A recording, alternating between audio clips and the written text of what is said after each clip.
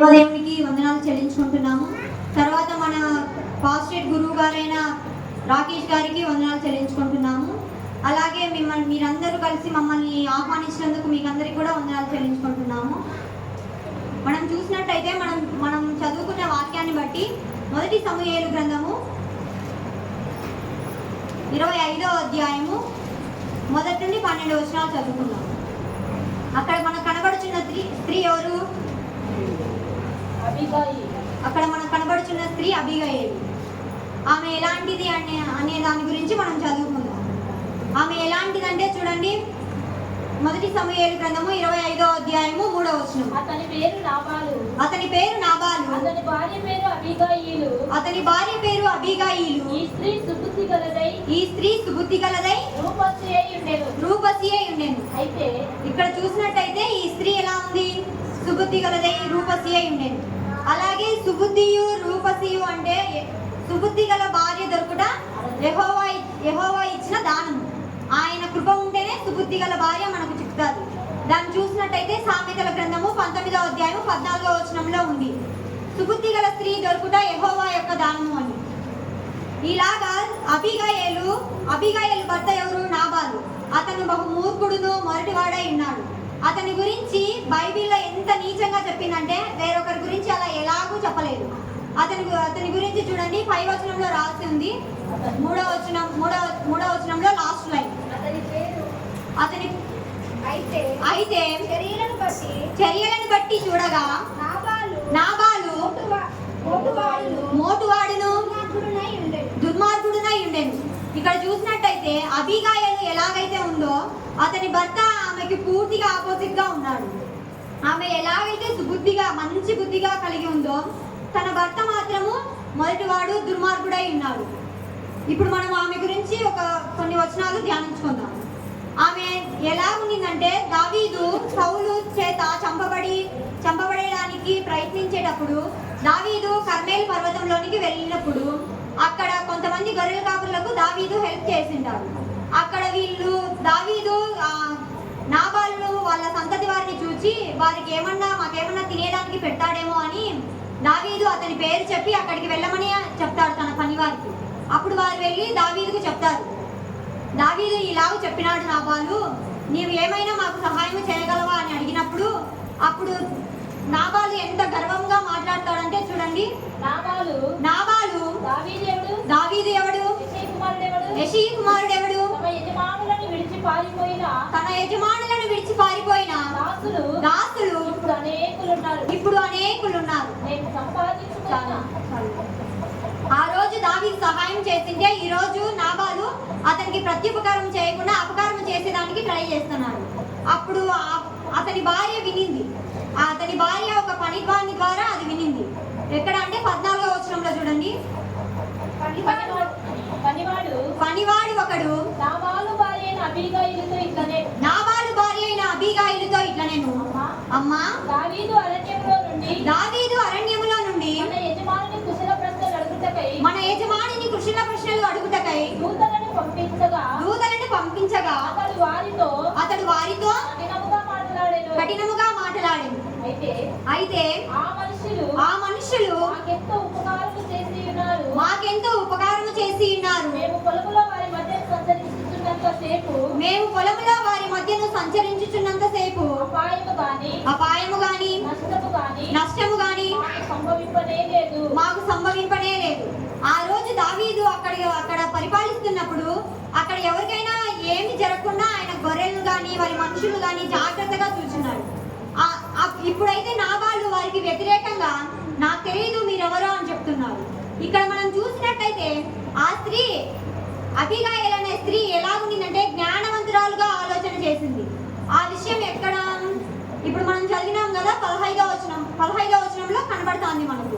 ఆమె అతని గురించి దావీదు గురించి విన్నప్పుడు ఆమె అతనికి భయపడి దావీదుని ఎదుర్కోవాలని ధైర్యంగా దేవుని యందు భయభక్తులు గలదై ఆమె అతని యొద్దకు ధైర్యంగా వెళ్ళుచున్నది. అలాగే ఆమె ఎంత చురుకుగా ఉన్నదంటే చూడండి, అందుకు అబీగయీలు నాబాలుతో ఏమీ చెప్పక త్వరపడి 200 రొట్టెలను 2 ద్రాక్షారసపు తిత్తులను వండిన 5 గొర్రెల మాంసమును 5 మానికల వేసిన ధాన్యమును బలిపీఠమును 100 ద్రాక్ష గెలలను 200 అంజూరపు ఆడలను గార్ధముల మీద వేయించెను. అంటే ఆమె వాళ్ళకు సరిపడా ఆహారం అక్కడ దావీదు ఇంకా వాళ్ళ వంశంలో ఎవరిని బ్రతకనియనని ప్రమాణం చేసినప్పుడు ఈ అబిగయీలు అనే స్త్రీ దావీదుతో క్షమాపణ పొందాలని, అతనితో సమాధాన పడవాలనని అతని కోసం ఇవన్నీ తీసుకొని వెళ్తున్నది. ఆమె ఎలాంటి స్త్రీ అంటే వినుటకు వేగిరంగా ఉండి కోపడుట కానీ మాట్లాడుటకు కానీ నిదానించుచు కనబడుచున్నది.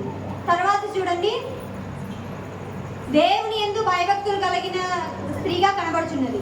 19వ వచనం చదవండి. మీరు నాకంటే ముందుగా పోండి, మీరు నాకంటే ముందుగా పోండి, నేను మీ వెనుక నుండి వచ్చేదనని, నేను మీ వెనుక నుండి వచ్చేదనని తన పనివారికి ఆజ్ఞ ఇచ్చి గార్ధపు మీద ఎక్కి పర్వతపు లోయలోనికి వచ్చుచుండగా దావీదును అతని జనులను ఆమెకు ఎదురుపడి ఆమె వారిని కలుసుకొనేది.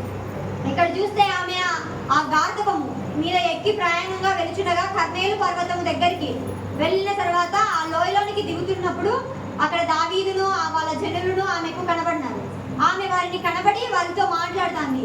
ఏమని మాట్లాడుతుంది అంటే, నాబాలునకు కలిగిన దాని అంతటిలో ఏదీ పోకుండా ఈ అరణ్యములో అతని ఆస్తి అంతయు నేను వ్యర్థముగా కాయిచు వచ్చి తిని ఉపకారమునకు అపకారము చేసి ఉన్నాడే అని దావీదు అక్కడ ఒక మగపిల్లనైనను తెల్లవారినప్పటికీ నేను ఉండనీయను, వాళ్ళ ఊరిలో కానీ వాళ్ళ వంశంలో కానీ ఎవరిని బ్రతకనీయనని ప్రమాణం చేసింటారు. అప్పుడు ఆమె ఇవన్నీ తీసుకుపోయిన తర్వాత దావీదును చూసి దావీదుకు సాష్టాంగ నమస్కారం చేసి అతని పాదములు పట్టుకొని అడుగుతా ఉన్నది. 24వ వచనం, నా ఏలినవాడా ఈ దోషము నాదని ఎంచుము, నీ దాసురాలైన నన్ను మాటలాడనిమ్ము, నీ దాసురాలనైన నేను చెప్పు మాటలను ఆలకించుము. ఆమె ఎలా ఉందంటే అక్కడ ప్రత్యుపకారం చేసే స్త్రీ. తన భర్త వ్యతిరేకించినప్పటికీ అతను దావీదు మంచి ప్రవక్త, ఒక రాజు అని గుర్తెరిగి ఆమె అతనికి ప్రత్యుపకారంగా అతనికి సహాయం చేస్తుంది. అలాగే ఆమె ఎలా ఉందంటే ప్రీతికరమైన ప్రవర్తనతో క్షమాపణ అడుగుతాంది. దీన మనస్సు కలిగి అతన్ని క్షమించండి అని అడుగుతా ఉంది. తర్వాత ఆమె కృతజ్ఞత కలిగి ఉంది. 27వ వచనం చూస్తే, అయితే నేను నా ఏలిన వాడవగు నీ ఎద్దకు తెచ్చిన ఈ కానుకను నా ఏలిన వాడవగు నిన్ను వెంబడించు పనివారికి ఇప్పించి నీ దాసురాలనైన నా తప్పు క్షమించుము. నా ఏలిన వాడవగు నీవు యెహోవా యుద్ధములు చేయుచున్నావు కనుక నా ఏలిన వాడవగు నీకు ఆయన శాశ్వతమైన సంతతినిచ్చును. ఆమె అక్కడ ఎలా మాట్లాడుతుందంటే అతనితో కృతజ్ఞత కలిగి క్షమాపణ కలిగి దీన మనసుతో అతని అడుగుతా ఉందన్నమాట. మమ్మల్ని దయచేసి క్షమించండి, మేము తెలియక చేసినాము, నా భర్తకు తెలియలేదు అని ఆమె దీన మనస్సు కలిగి అతని అడిగింది. అలాగే 33వ వచనం తీసుకుంటే, నేను పగ తీర్చుకొనకుండను ఈ దినమున ప్రాణము తీయకుండను నన్ను ఆపినందుకై నీవు ఆశీర్వాదము నొందుదువుగాక. నీవు చూపిన బుద్ధి విషయమై నీకు ఆశీర్వాదము కలుగునుగాక. ఇక్కడ ఆమె ఎలా కనబడుతుందంటే ఆశీర్వాదము, దావీదు చేత ఆశీర్వాదము పొందుతా ఉందన్నమాట. దావీదు ఆశీర్వదించిన తర్వాత ఆమె నాబాలుకు చెప్పి దాన్ని క్షమించి తర్వాత దేవునికి స్తోత్రాలు చెల్లించి ఉన్నారు. రెండో పాఠం చూసుకుంటే అపోస్తుల కార్యముల గ్రంథము 12వ అధ్యాయము 1 నుండి 9వ వచనము, 11వ వచనం నుండి 19వ వచనము. ఇక్కడ మనకు కనబడుతున్న స్త్రీ ఎవరు? రోదే అని ఒక చిన్నది. రోదే అను మాటకు గులాబీ పుష్పపు అని అర్థము. గులాబీ పుష్పం ఎలా ఉంటది? అందంగాను సువాసనగా ఉంటది. ఆమె ఎలాగో తన సాక్ష్యాన్ని ఇక్కడ చూపించిందో మనం చదువుకుందాం. ఇక్కడ దానికి ముందు సంఘటన చూసుకుంటే పేతురు బలంగా సంఘంలో వాడబడుచుండగా పేతురును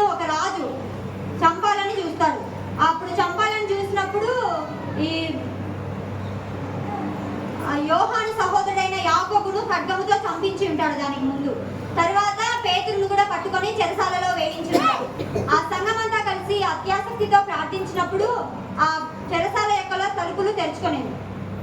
అప్పుడు తలుపులు తెరిచినప్పుడు పేతురు అనే ఆయన బయటకు వచ్చింటాడు.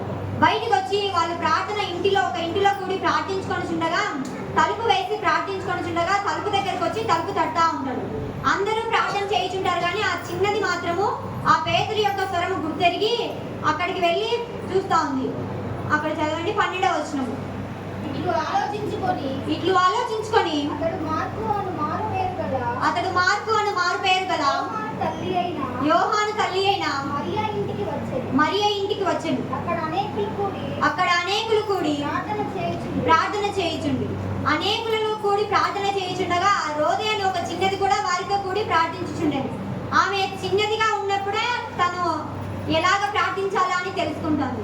ఈ రోజు స్త్రీలమైన మనము మన పిల్లలను కానీ మన భర్తలను కానీ ఎవరినైనా కానీ మనం ఎలాగ వాళ్ళని ప్రార్థనలో నడిపిస్తున్నామో మనమే పరీక్షించుకోవాలి. ఈ ప్రకారంగా చూసుకుంటే ఆమె పేతురు స్వరమును గుర్తుపట్టింది.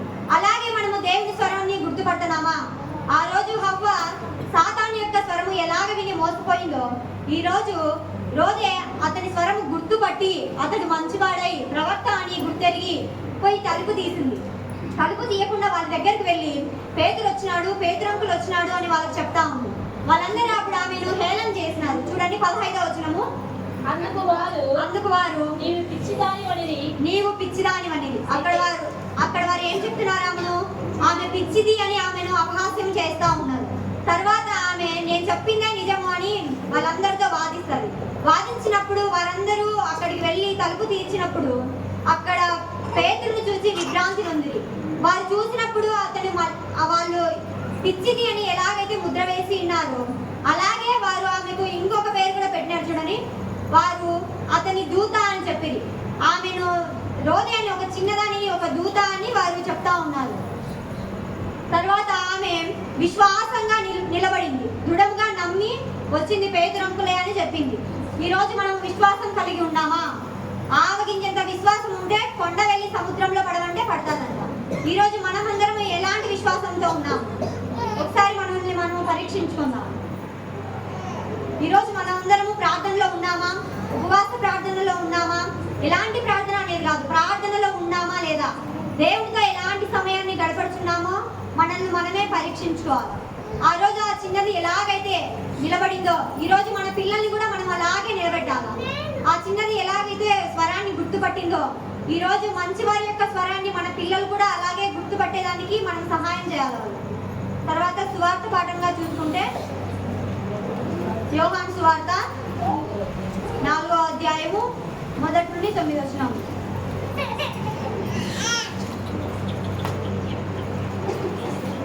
అక్కడ మనకు కనబడుచున్న స్త్రీ ఎవరు? సమరయ స్త్రీ. సమరయ స్త్రీ ఎలాంటి జీవితం జీవిస్తూ ఉన్నదంటే పాపంలో జీవిస్తున్నది. ఆమె వ్యభిచారమైన జీవితంలో జీవించుండగా దేవుడు ఒక్క ఆత్మ కూడా నశింపకూడదని ఆమె కోసం, కేవలము ఆమె కోసం మాత్రమే, ఆమె ఒక్కదాని కోసము ఆ సమరయ మార్గమున ఆ సుకారణ ఊరికి వస్తూ ఉన్నాడు. ఆమె ఏ సమయంలో అక్కడ బావి దగ్గరికి వచ్చినదో చూడండి 6వ వచనము చివరి లైన్. అప్పటికి ఇంచుమించు 12 గంటలాయను. సమరయ స్త్రీ ఒకటి నీళ్లు అక్కడికి రాగా యేసు నాకు దాహమున కిమ్మని ఆమెను అడిగాను. 12 గంటలప్పుడు మామూలుగా మనము నీళ్లు ఎక్కడికి ఏ టైంలో తీసుకుంటాము? ఉదయం కానీ సాయంత్రం కానీ తీసుకుంటాం. ఆమె ఎలాంటి సమయంలో వస్తుంది? ఎవ్వరు లేని సమయంలో, మిట్ట మధ్యాహ్నంలో, అంటే అందరూ ఇళ్లలో ఉండే సమయంలో వస్తుంది. ఎందుకంటే ఆమె పాపంలో జీవిస్తుంది, ఆమె భయపడుతుంది. మనమందరం కూడా అలాగే జీవిస్తున్నామా? భయపడుతున్నామా? ఒకసారి మనల్ని మనం పరీక్షించుకుందాం. ఆమె తర్వాత చూస్తే కనుక యేసును గుర్తుపట్టింది, ఆయన మెస్సయ్య అని గుర్తుపట్టింది. చూడండి 19వ వచనము. అప్పుడు ఆ స్త్రీ అయ్యా నీవు ప్రవక్తవని గ్రహించుచున్నాను. అక్కడ ఆమె ఎలా గ్రహించింది? తన గురించి తన పాస్ట్ మొత్తం, తన ప్రజెంట్ లో జరిగేది మొత్తం ఆయన చెప్పినాడు కాబట్టి ఆమె గుర్తుపట్టింది, నువ్వు నిజంగా ప్రవక్తవే కాబట్టి నేను నిన్ను నమ్ముతున్నాను అని చెప్పింది.